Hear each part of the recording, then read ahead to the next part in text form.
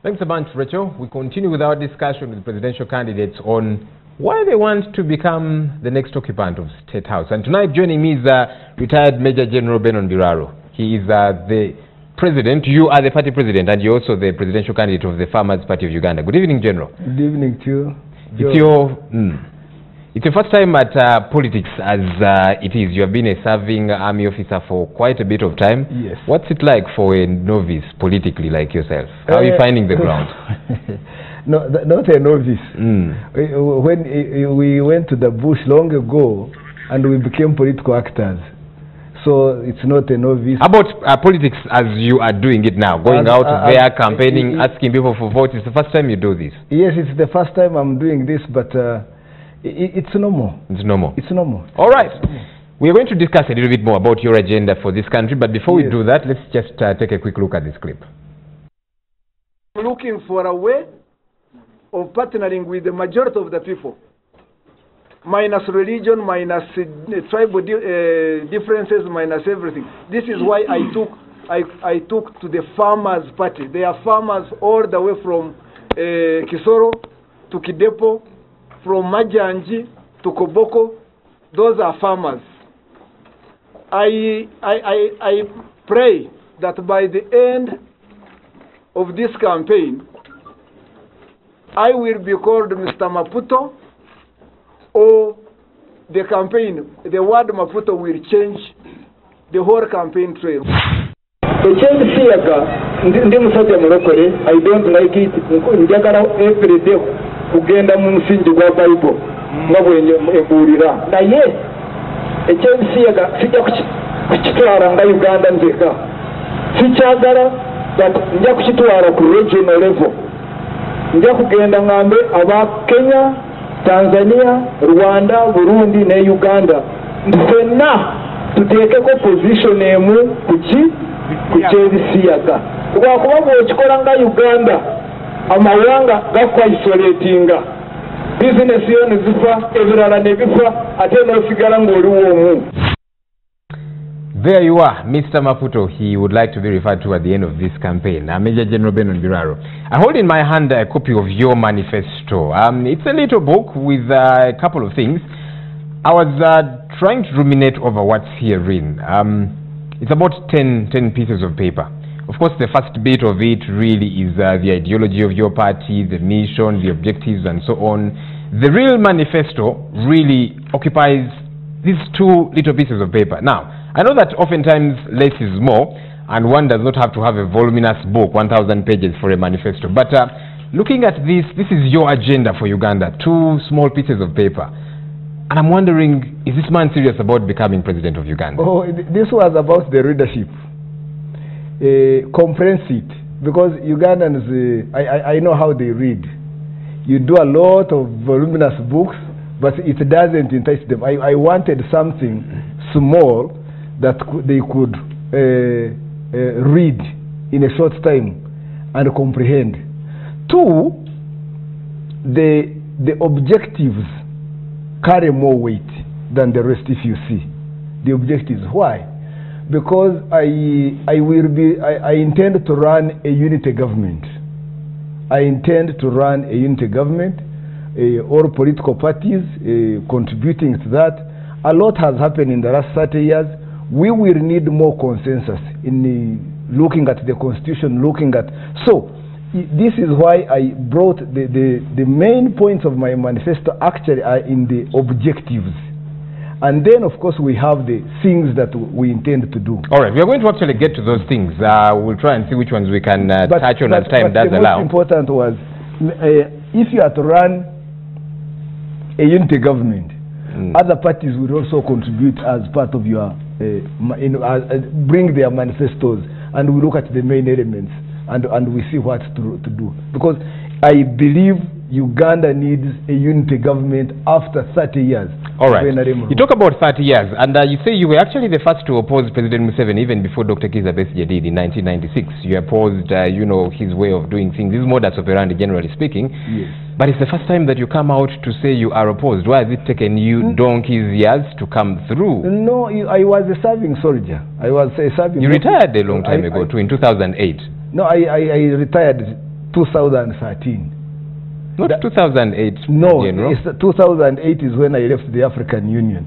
Retirement is not when you get out, when you are not being employed by the military.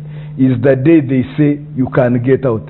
There you can say what you want to say. But within the other period, you are stopped, you are barred from saying anything publicly that you don't like if you are still in uniform and have not been released.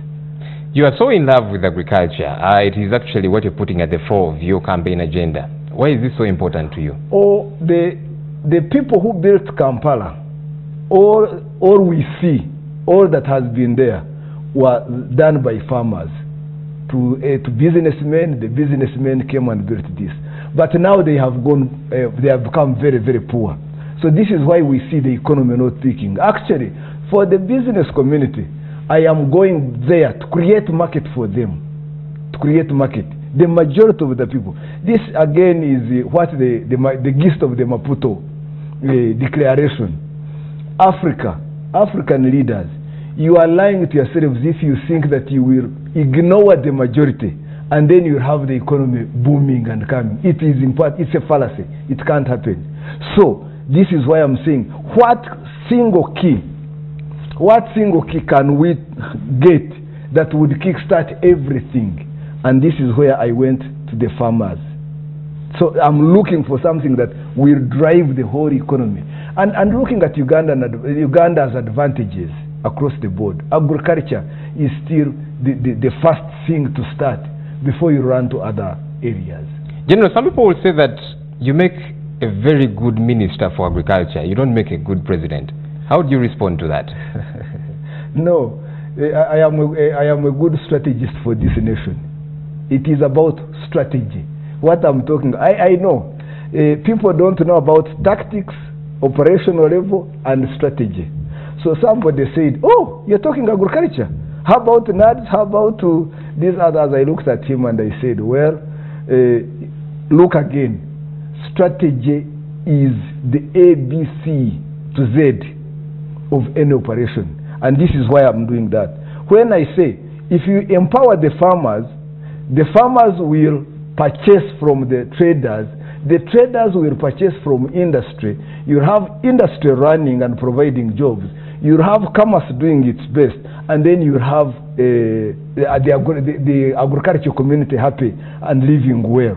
This is touching the whole nation. That's strategy now. This is where I need to educate them more. All right. On the question of unemployment, within your manifesto, you do allude to that report that did say that one Kenyan does work that is equivalent to work done by 3 Ugandans. Of course, many Ugandans got apoplectic. They were mad and said, no, that is not true. But you again go ahead to say in your manifesto that one of the challenges there is in this country is the poor attitude towards work. Yes. Do you think Ugandans are lazy? No, they are not lazy, but there is an English word, lackadaisical. They operate in a lackluster manner. They operate in a lackluster manner. We have had people, business employers complaining that Ugandans, they take it easy. They want money beforehand, and they don't mind about service delivery. And so that is the attitude that must change. Generally, there are some Ugandans watching you. They wake up very early, hit the roads when it is still dark. They bend their backs over backwards to fend for their families. They work a lot longer than the call of duty. And when they watch you saying, you know, they operate in a lackluster manner, no, they are not as active, they are lazy, that offends them. Let me say this. I will apologize to that section of those who are working hard. But we know. You go on any road, check the youth, 9 o'clock, 10 o'clock, they are playing the poor thing across the nation on a working day. You see that element. I was, if you saw my campaign in Zombo, in Nebi, and I was uploaded. I woke up very early morning, I slept in Nebi. I had to do the campaign on a Sunday in Zombo, and the guys that I met, very young people, drunk, saying, no, stop. And I thought they wanted to advise me on the campaign. And then it was, give me another, they were holding plastic The sachets. The sachets. And so when I went to Zombo, I started saying, people, I have seen very many young people drinking at awkward hours. I said, drinking alcohol is a blanket covering poverty, that covers poverty. Please stop. And you should have seen the entire population applauding. I hope they clapped in a very sober way. But General, let's get very pragmatic about this issue. Look, it's very easy to hound and castigate these young people that wake up, go drink, go do sports betting and so on. It's unacceptable, it is wrong. But you see, for many of these, because they have done everything they can to get a job, to find work to do, they can't find it, they are in a state of disconsolateness, they are hopeless, and they resort to that, to drinking. So as a leader, what practical remedies do you have to this? Well, I am going to, I am putting strategies as you've seen. What are those strategies? We want to hear them. Because reading your manifesto, I don't quite see it. It seems very generic. First of all, you saw something called local investment for transformation. This is a project that I looked at Uganda. I looked at 38% of the population, that's 12 million, live below poverty level. First of all, even before then, I looked at the work to be done as a country in the context of the presidency. One, I saw that our savings compared to those in the region are very, very minimal, and that's a problem. Kenyans, out of the 100% money in their banks, 40% are their savings. Tanzanians, 15% savings from the Tanzanians, 85% from outside. Uganda, 4% savings. And then you look at us, I usually the grading 6 countries if you by Minzani.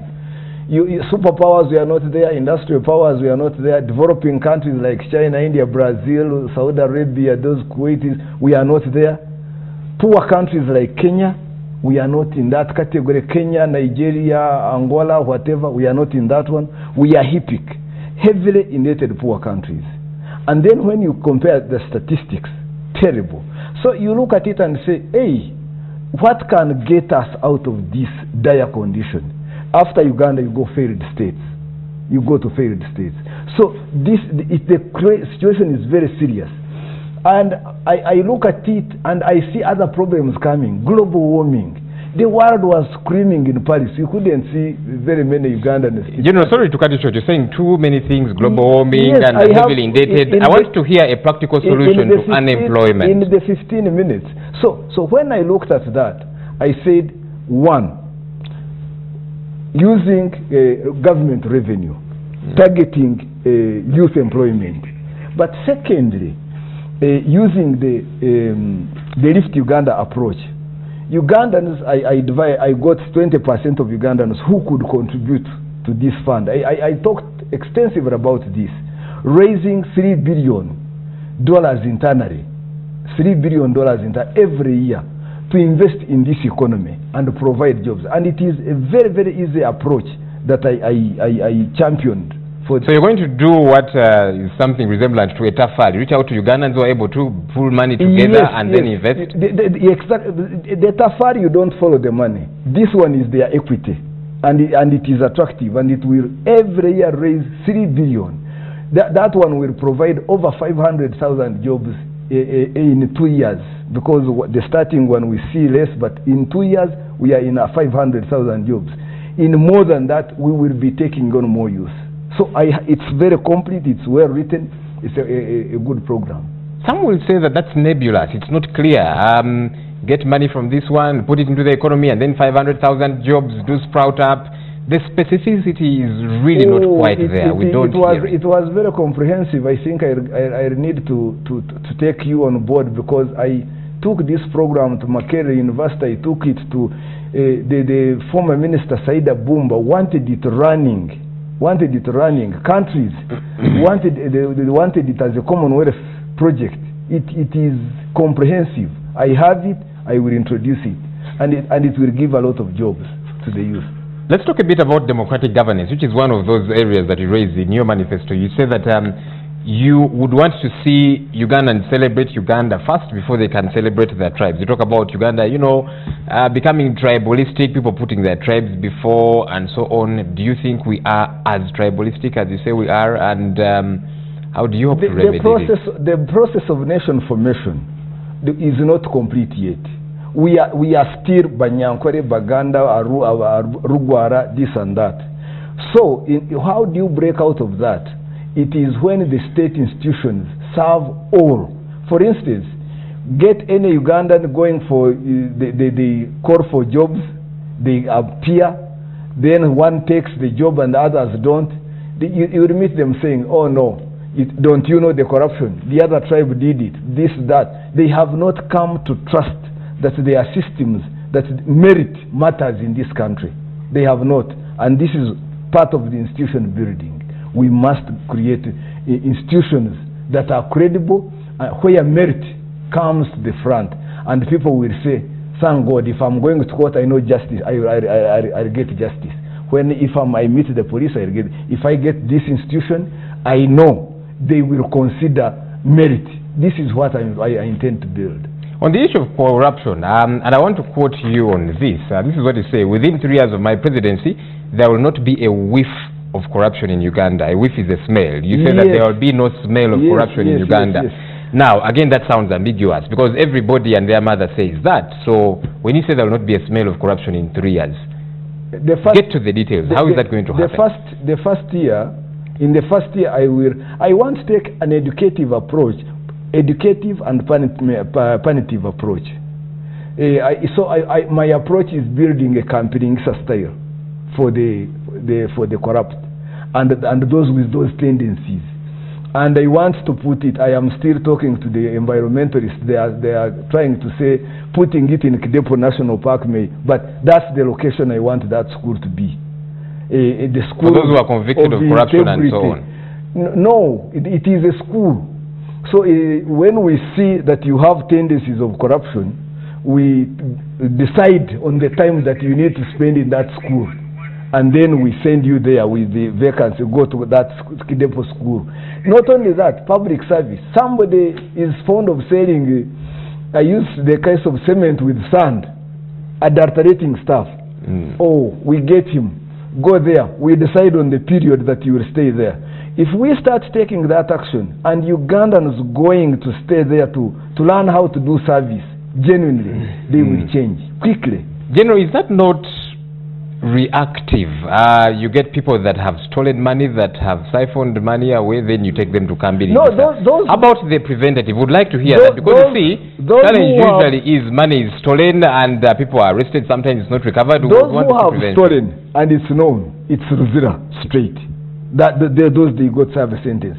But you see, we have a combination of indiscipline. We have a combination of ignorance, because in Uganda right now, wherever you go, at every turn, they ask for money before the service.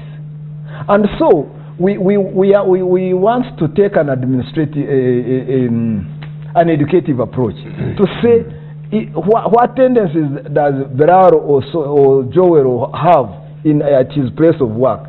Then they will recommend, oh, this man, he cannot come on time at all. He cannot do. So it will be a comprehensive thing that affects the corrupt tendencies, weak service delivery, and other things all together. Go and learn how to serve. General, you objurgate, you castigate President Yoweri Museveni that he has gone off track, he's doing things the wrong way. But I'll tell you, and many a person who saw him back then, he spoke like you do. Why should they believe you now that you will not change, just like you say President Museveni has changed? He spoke even a lot better than you're speaking now. That's your judgment. That's your judgment that he spoke better than I do. You think he didn't? You were with him, you trusted him, then you worked with him. Let me say this. President Museveni did a fantastic job in military strategy and capturing power.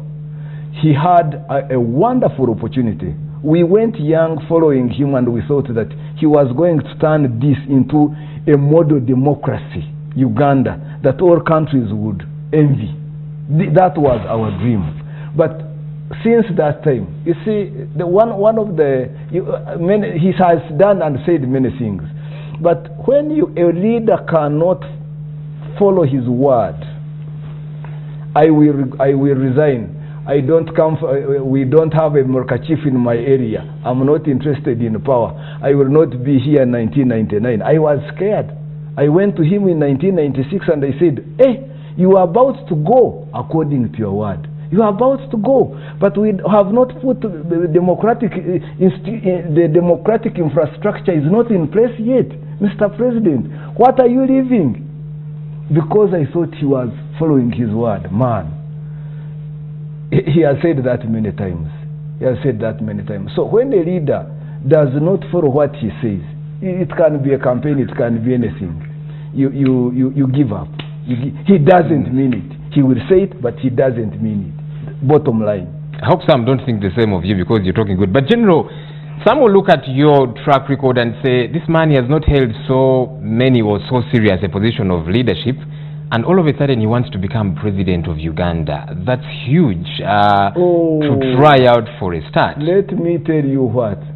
Unlike my other colleagues standing for, competing for presidency, you see, the experience people take is being at State House or a ministry.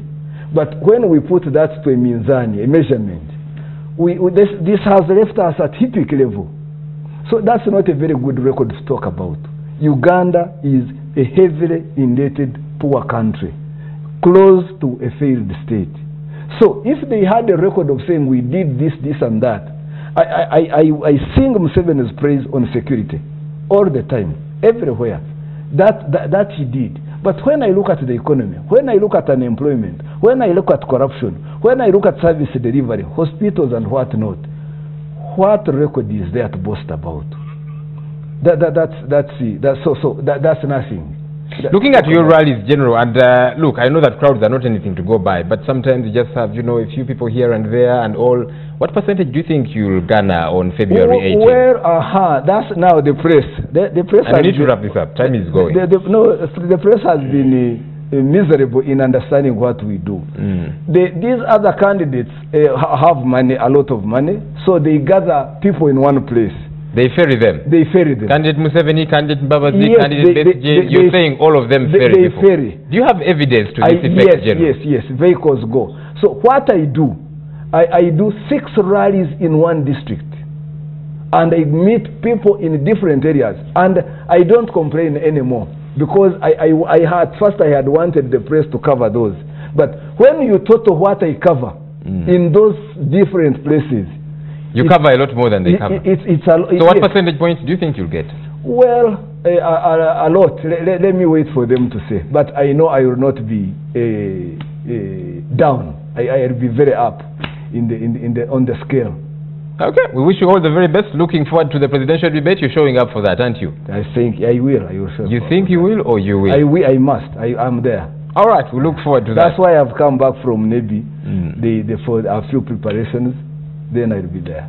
Major General Benon Biraro retired. Thanks a bunch for talking to us, and wish you all the best in your ambition. You are welcome. All right, and that's the discussion for tonight. General Benon Biraro it is that wants to take up the presidency of this country. Tomorrow, we'll discuss with the other